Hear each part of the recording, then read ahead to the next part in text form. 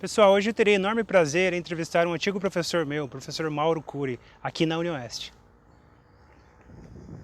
Professor Mauro, o senhor poderia falar um pouco sobre a sua formação e carreira na academia como pesquisador e formador de profissionais que atuam no turismo? Rodrigo, eu comecei a minha carreira na graduação com estudos sociais e geografia em Minas. Aí vim para Foz do Iguaçu quando eu entrei na Facisa na época. Isso foi em 88. Aí eu fiz um curso de metodologia do ensino com a PUC de Curitiba. Fiz um curso de geografia humana com a PUC de Minas Gerais. E fiz um curso e coordenei um curso de especialização junto com a Universidade de São Paulo em convênio com a Facisa. Depois do meu mestrado, eu fiz na Universidade de São Paulo com Ciências da Comunicação, na linha de pesquisa de Turismo e Lazer. O doutorado eu fiz em Geografia na Universidade Federal do Paraná e um pós-doutorado também. E o último pós-doutorado eu fiz em Barcelona, na Universidade de Barcelona, em Turismo, Lazer e Patrimônio Cultural. Nesse meio tempo, eu fui coordenador do curso de turismo aqui da UniOeste por 3 mandatos, fui coordenador do curso de hotelaria também, coordenei a Dinâmica, a Faculdade Dinâmica, e também o curso de guia, guia de turismo do SENAC. Quais os principais desafios e oportunidades de desenvolvimento profissional que o turismólogo e o guia podem enfrentar após a formação? Ou seja, que tipos de cursos ou especializações esses profissionais deveriam procurar para se tornarem competitivamente mais requisitados e poderem oferecer melhores resultados? O curso de turismo é um curso multidisciplinar, é um curso jovem dentro do Brasil ainda. A gente pode se dizer jovem perante a outros que já têm uma certa estrutura cartesiana e que são cursos que são clássicos, né? O curso de turismo ele não é, ele é um curso multidisciplinar, ele tem várias formas de atuação no mercado de trabalho, o profissional tem várias atuações, segundo a OMT são 52 áreas de atuação que o turismólogo pode atuar, né? Dentre elas o setor de planejamento, seja público, a atuação na área privada, e tantas áreas que existem. E isso dá uma certa insegurança para a sociedade e às vezes também uma dificuldade que o acadêmico e até mesmo o técnico vai ter ao término do curso, né? Porque ele vai ter que enfrentar uma sociedade que vai ser desafiadora.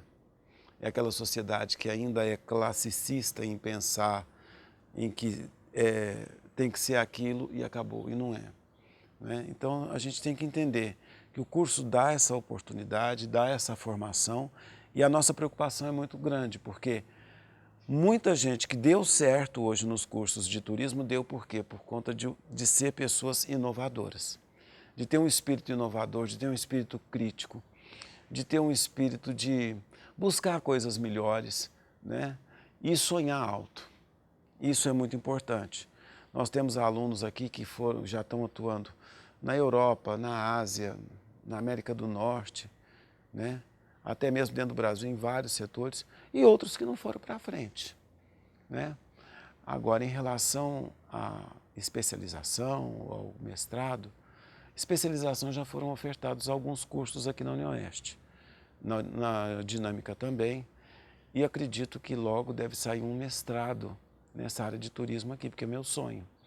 O problema é que a gente precisa de mais profissionais e que estejam atuando, que sejam doutores e que tenham produção científica, porque hoje em dia o MEC e a CAPES exige da gente que tenha um mínimo de 8 doutores no curso, né?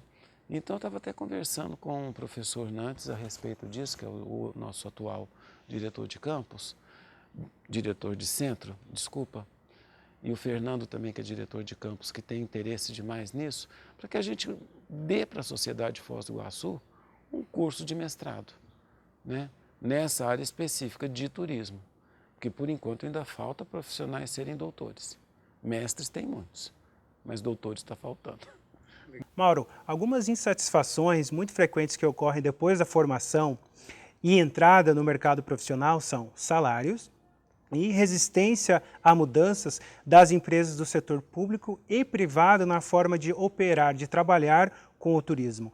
Uma variável que pode estar correlacionada a essas insatisfações seria o fato de Foz sempre ter tido um certo monopólio empresarial de herança familiar. Ou seja, o senhor concorda que em Foz existem mais donos de empresa do que empresários? Eu concordo. Concordo porque Foz do Iguaçu é uma cidade que começou pequena e com umas cataratas do Iguaçu, né? Foz começou muito modesta e com o advento da Itaipu chegando aqui, a gente percebe que a cidade mudou. A sociedade foi colocada em choque com uma outra sociedade de barrageiros que estava chegando aqui para construir uma usina, a maior usina do mundo na época. E isso, a gente sabe que houve um choque, né? Um confronto de sociedades distintas, né? A mesma coisa acontece com o turismo. O turismo, de uma forma muito modesta, de repente começa a receber um turismo de massa, né? A gente vê nos anos 90 um turismo de compras, onde a Ponte da Amizade estava assim, lotada de ônibus durante todos os dias. A gente vê depois um processo em que, se hoje os donos dos empreendimentos, sejam eles hoteleiros ou agências de viagens, ou os que estão com a mão do turismo mesmo em Foz do Iguaçu, né, a gente tem que entender que isso tudo, se eles não inovarem, outros vão tomar conta. E eles vão precisar de outras pessoas para ensinar eles como é que tem que fazer.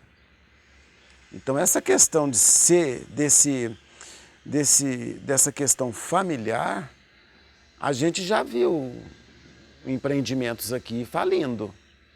Então, estamos vendo outros que estão sendo recuperados e outros novos chegando. Porque se você não tem qualidade hoje no mercado, você praticamente está fora dele. E você está perdendo tudo, né? A gente tem aí uma série de coisas em Foz do Iguaçu que poderiam já ter sido feitas, né? Um portal da cidade, melhorar a rodovia das Cataratas, melhorar essa região, essa parte que é a parte turística mesmo.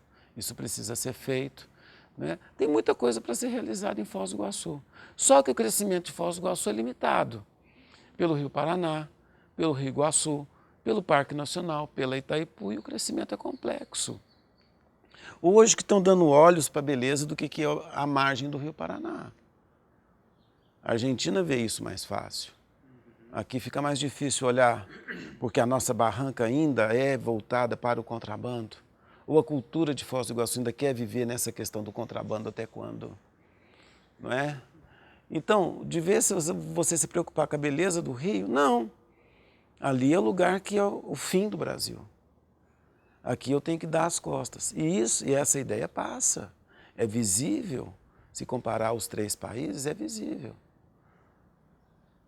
A costaneira da Argentina hoje ela é muito mais uma questão que trouxe qualidade para a cidade de Porto Iguaçu, e nós estamos ainda com as nossas barrancas, esperando os barquinhos passar com contrabando, se for o caso, né? Quer dizer, não houve um processo, uma preocupação em valorizar o rio. E aqui nós vivemos com os rios, né? Infelizmente, o iguaçuense às vezes não conhece o Rio Paraná ou não conhece o Rio Iguaçu, não é? Porque ali não é uma área importante, ali é uma área marginalizada. Então isso ainda é uma coisa que vai demorar tempo para acontecer em Foz do Iguaçu. Eu sinto muito isso, viu? Porque eu já estou aqui tem 30 anos, né? E essa mentalidade parece que não mudou. Mudou de lá para cá, sim, mas muito pouco. Qual o seu conceito sobre a atuação do turismo público e privado na cidade de Foz do Iguaçu atualmente? Bom, o turismo é a alma da cidade, né? O turismo é intrínseco aqui. Eu acho que é a segunda economia, porque a primeira é a energia elétrica, por conta de Itaipu. Mas o turismo aqui é a alma desse lugar todo aqui, né? Só que é uma alma de um lugar que a gente tem que saber o que esse lugar é representativo e como ele é representativo. Que identidade ele tem? Ele tem identidade. Ele tem uma identidade de fronteira. Ele tem uma identidade que é construída por quantas etnias? Segundo a Receita Federal, uns tempos atrás, contou 72, né? Mas tem umas 10 etnias significativas em Foz, expressivas, né?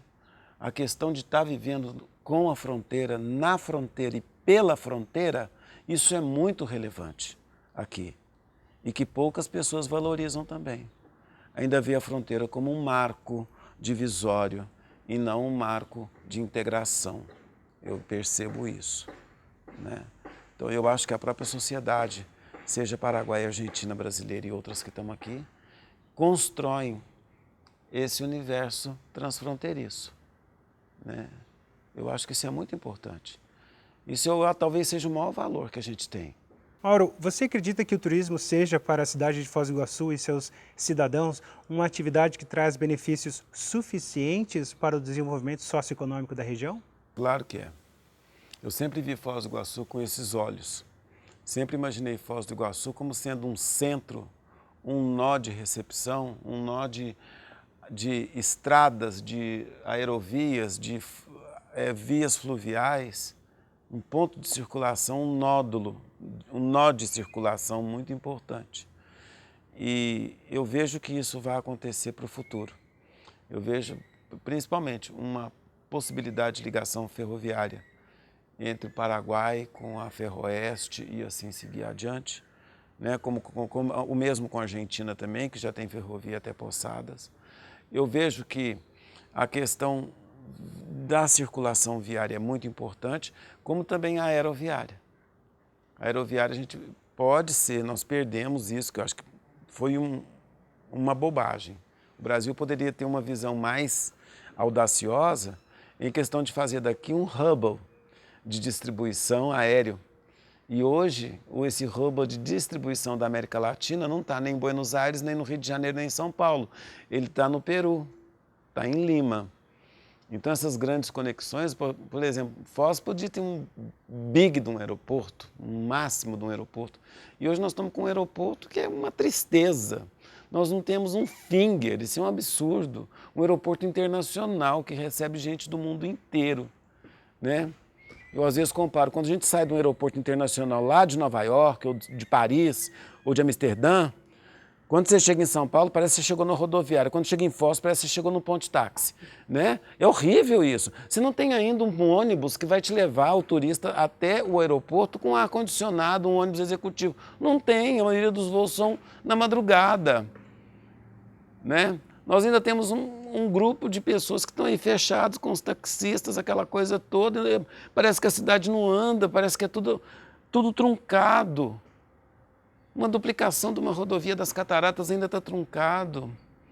Eu já vi tanta discussão de projeto dessa cidade, meu Deus do céu. Se é aprovado, de repente não é concluído, porque não passa perto da minha fazenda.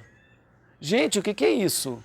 Até onde a gente vai viver essa questão provinciana? Porque o atrativo é internacional. O atrativo é de uma magnitude tremenda, imenso. Mas a questão de quem está fazendo esse atraso administrativo é o atraso para a cidade inteira, é atraso para uma sociedade, para uma comunidade inteira. Isso é um perigo. Isso é um perigo. E é nessas horas que a gente entristece. Porque essas pessoas são pessoas poderosas. Elas têm o poder. Elas têm o poder do querer, do que eu quero, como eu quero e que eu faço. É isso que é difícil em Foz do Iguaçu. Eu vejo isso aqui com uma possibilidade de 1000 coisas. 1000 coisas. Outra coisa, a Unila, a quantidade de alunos que vai ter isso para frente, essa universidade. A cidade hoje já tem uma nova cara, já tem um novo olhar, sabe? Eu acho que isso é uma questão de integração muito bonita, maravilhosa, e está aí. Está aí. E essa questão, né, da sociedade diferente, como foi o Barrageiro, está chegando um universitário hoje, e um universitário latino-americano. Entende? E nós vamos ver uma Foz do Iguaçu muito maior ainda. Uma Foz do Iguaçu muito populosa, né? E que qualidade a gente vai dar? questão de sustentabilidade. Eu até penso muito nisso, eu falo, gente, a maior usina hidrelétrica do mundo, né? Agora é a da China. Mas aqui, ó, maior produção de energia elétrica. Quanto que a gente está pagando de energia elétrica na nossa casa, onde está a maior usina hidrelétrica do mundo, que a energia não fica aqui? Que sustentabilidade é essa? Ah, mas não pensou quando foi fazer o acordo? Não, gente. Por que não reviu essa questão? Você pode rever a qualquer momento. Já não foi quebrado o acordo? Os tratados já não foram quebrados? É quebrado quando se tem interesse. Quando se tem interesse, qualquer coisa acontece. Ou seja, vontade política.